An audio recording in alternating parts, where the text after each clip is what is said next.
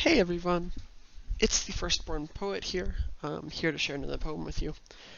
This one is called A Letter to My Oppressor, and it's another darker one, based on my own life to an extent. I apologize for being absent for a bit. School and life, it kind of was becoming more important. But I am back with two more poems. The first of which being the one I'm about to share with you. I hope you enjoy.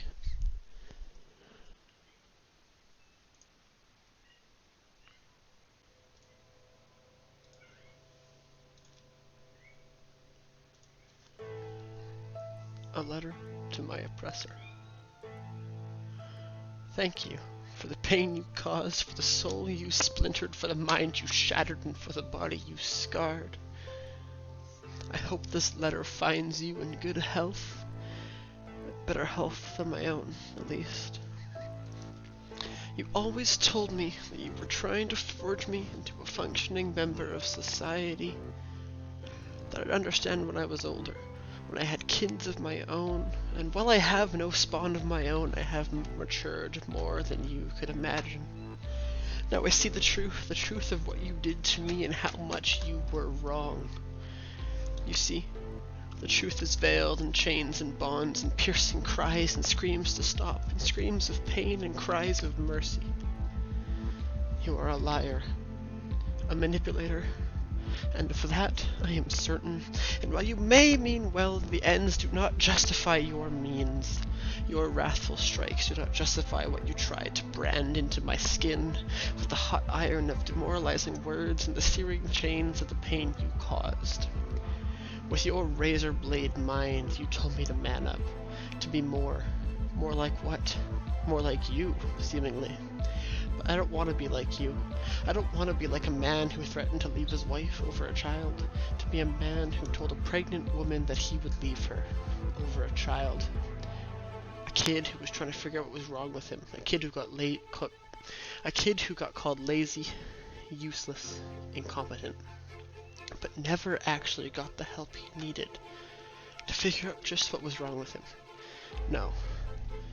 Instead, he got slapped, cracked, and racked with doubt, with guilt, with shame.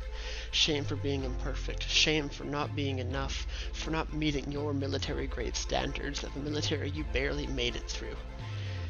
You feign fairness and equity and shower me with gifts of your love. Gifts that only furthered my guilt as you held everything over my head like a noose at the gallows of my own execution. That isn't to say I didn't appreciate what you gave me. A roof over my head, food on your table, protection from the elements. Yes, I could never forget those things. Things you felt weren't deserved really, things that you felt weren't rights, as you never hesitated to remind me of the things that you gave me. Yet you never seemed to recognize what I tried to give you. You never saw a boy struggling to earn the acceptance of his father, a boy trying to be enough for an endless void that took and took and took. But that's alright, because now I've taken back what you've stolen. I've taken back my life, my soul, my mind, and now I can soar higher than you ever could. But in the end, I wish the best for you, and I hope this letter finds you in good health. Thank you.